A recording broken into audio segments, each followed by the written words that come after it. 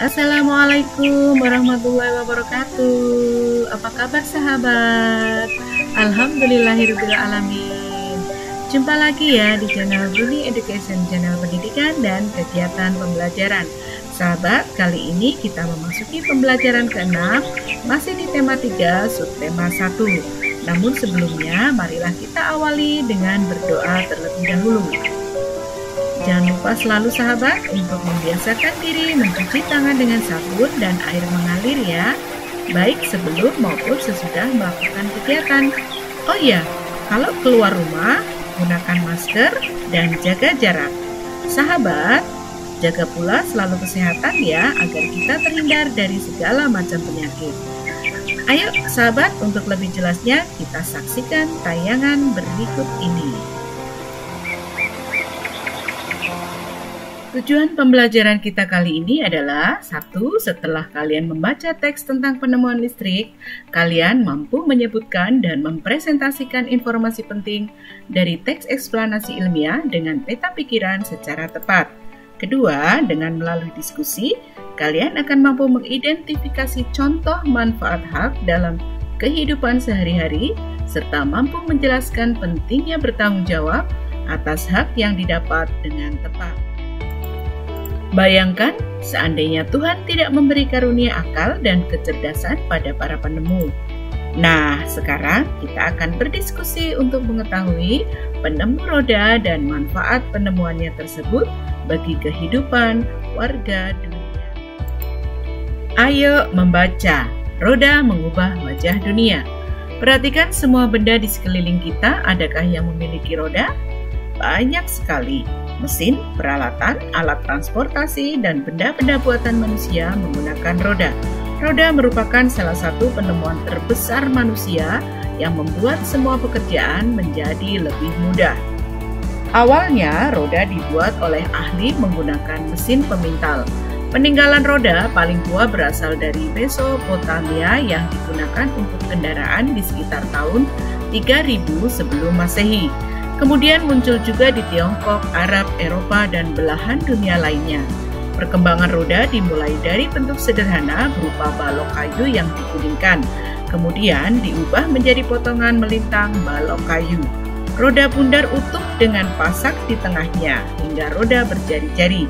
Bagian tengah roda kemudian juga diganti besi, sehingga roda menjadi semakin kuat. Seiring dengan perkembangan zaman, roda terus mengalami perbaikan. Charles Goodyear pada tahun 1839 berhasil menciptakan ban terbuat dari karet yang lebih tahan goncangan dan lebih kuat terhadap gesekan permukaan jalan.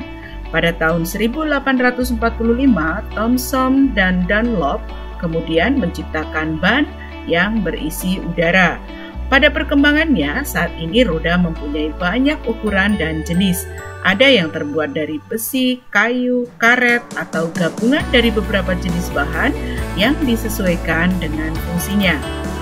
Berkat penemuan roda, menempuh jarak antar tempat di berbagai belahan dunia menjadi lebih mudah dan lebih cepat. Pengaruh roda sangat terasa terhadap perkembangan ekonomi masyarakat dunia, karena pendistribusian barang-barang perdagangan menjadi lebih cepat dan mudah.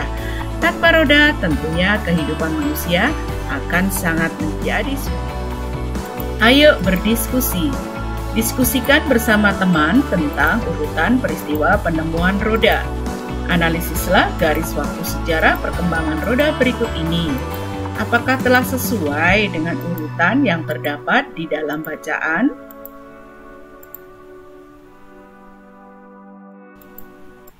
Apakah teks tersebut termasuk ke dalam jenis teks eksplanasi ilmiah? Berikan alasannya.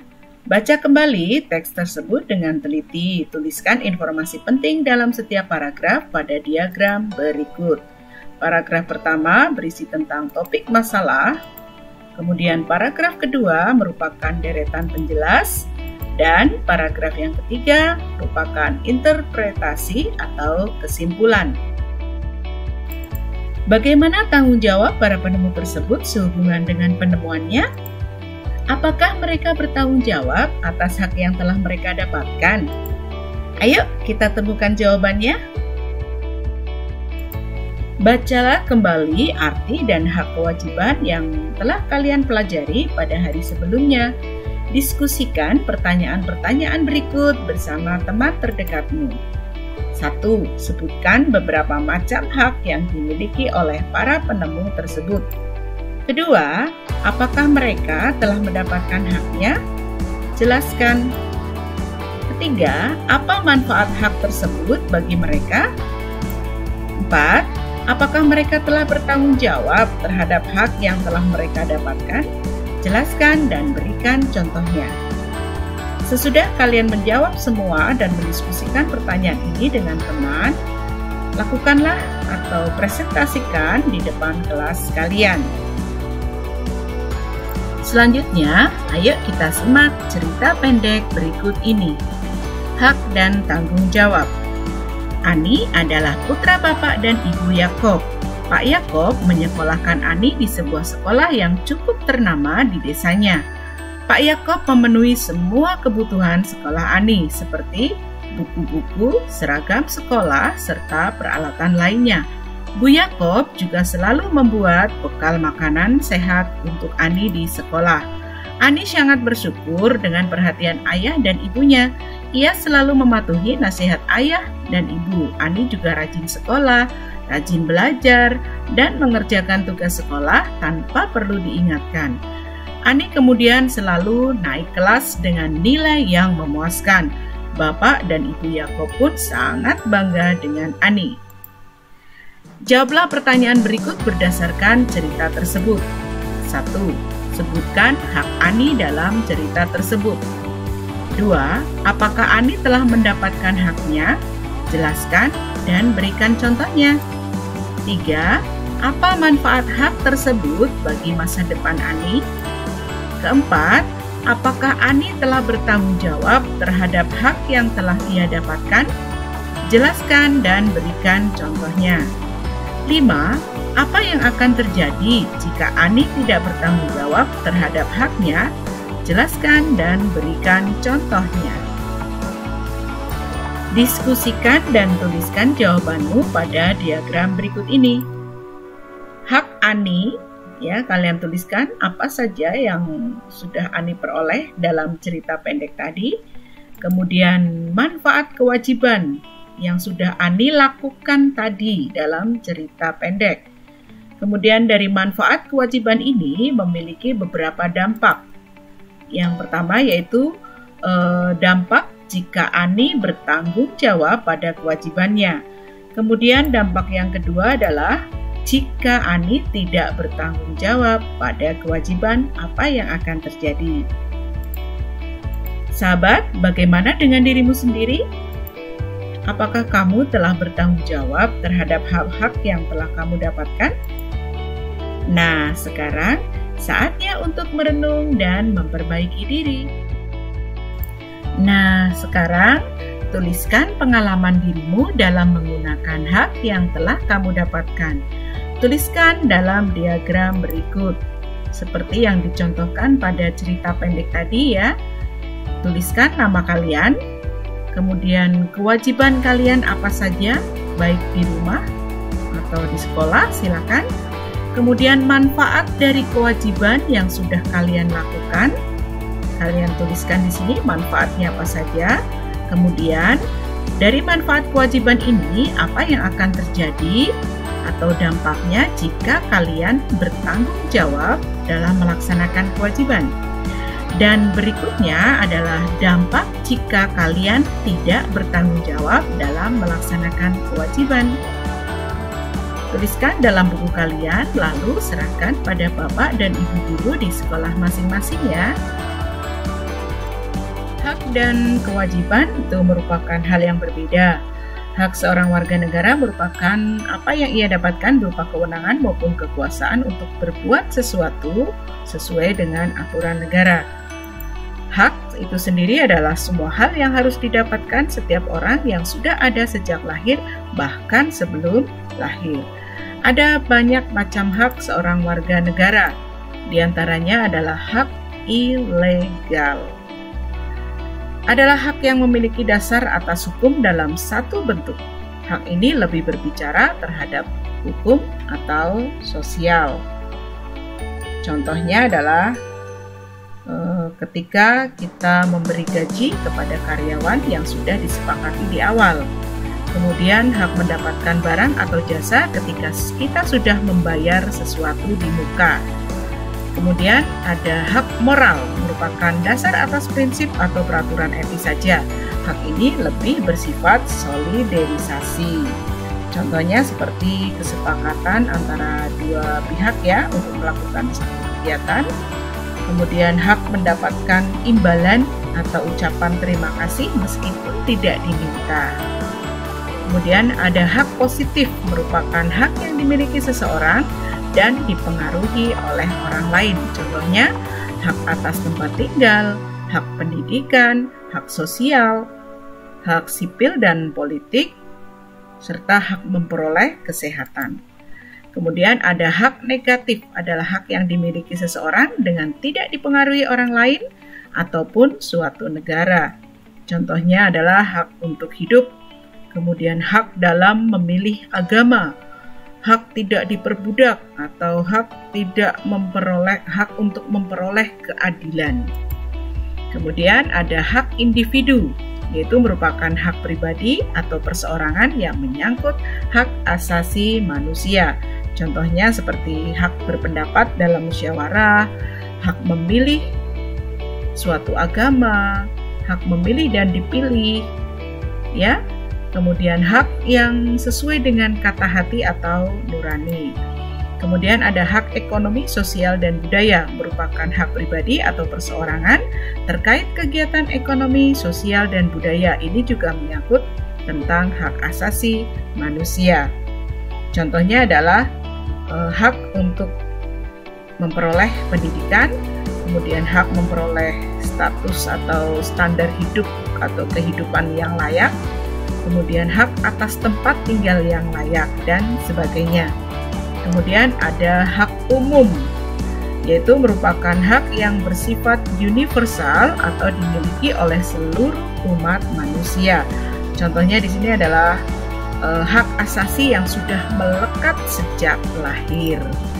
Dan yang terakhir adalah hak khusus, merupakan hak pribadi perseorangan yang menyangkut hak asasi manusia. Contohnya di sini hak mendapatkan upah ya setelah dia bekerja pada seseorang, kemudian hak mendapatkan pengembalian jika membeli suatu barang atau hak pengembalian apabila barangnya dipinjam ke orang lain. Kemudian hak atas jasa seseorang setelah melakukan pembayaran di awal. Ini tadi adalah macam-macam hak dan sedikit contohnya. Kewajiban adalah semua hal yang harus dilaksanakan setiap orang dengan penuh tanggung jawab. Berikut ini adalah macam-macam kewajiban. Yang pertama yaitu kewajiban primer, merupakan kewajiban yang berkaitan dengan hukum suatu negara. Contohnya di sini adalah kewajiban untuk menjaga nama baik orang lain, bangsa dan negara juga. Kewajiban membayar pajak, kewajiban membayar denda, kewajiban melaksanakan hukuman apabila telah melawan hukum. Berikutnya, kewajiban publik merupakan kewajiban yang berkaitan dengan hak orang banyak. Contohnya di sini adalah mematuhi peraturan lalu lintas agar tidak membahayakan hak orang lain. Kemudian ada lagi yaitu kewajiban untuk tidak menggunakan trotoar untuk berjualan. Jadi menggunakan trotoar sesuai dengan fungsinya, yaitu sebagai tempat berjalan kaki. Dan tentunya masih banyak yang lainnya ya. Kemudian ada kewajiban positif, yaitu merupakan kewajiban seorang manusia untuk menghendaki melakukan sesuatu. Contohnya di sini yaitu melaporkan kepada pihak berwajib dan menyerahkan urusan tersebut jika haknya telah diambil orang lain. Kemudian kewajiban negatif merupakan kewajiban seorang manusia untuk tidak menghendaki melakukan sesuatu. Contohnya, tidak mencemarkan nama baik meskipun haknya telah diambil orang lain. Berikutnya adalah kewajiban mutlak, yaitu merupakan kewajiban yang sudah melekat dan tidak ada pengaruh campur tangan dari orang lain maupun oleh negara. Contohnya di sini berlaku tentang kewajiban yang berlaku atas pilihannya sendiri sehingga harus dilakukan tanpa melibatkan hak orang lain, itu mutlak ya. Kemudian ada kewajiban umum, yaitu merupakan kewajiban yang tertuju kepada semua warga yang berada dalam suatu negara. Contohnya di sini adalah kewajiban untuk taat terhadap peraturan negara.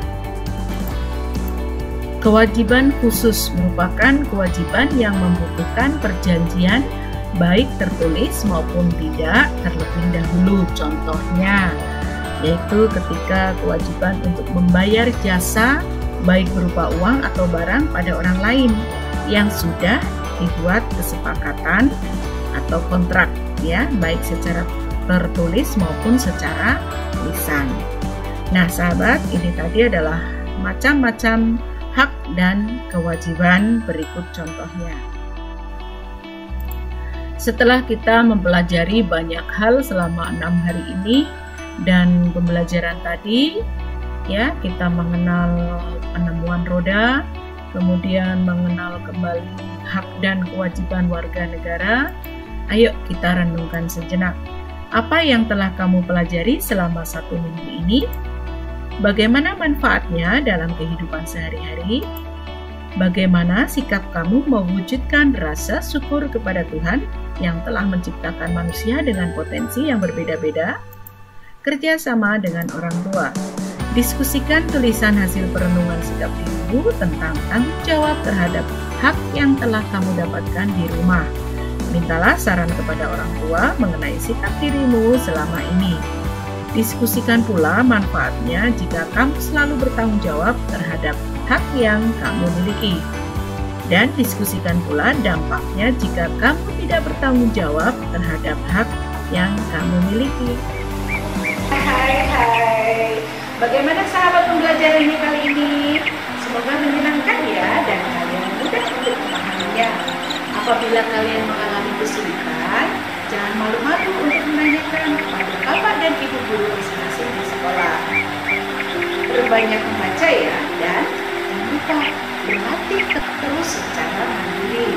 Terima kasih ya atas perhatiannya. Assalamualaikum warahmatullahi wabarakatuh. Yeah.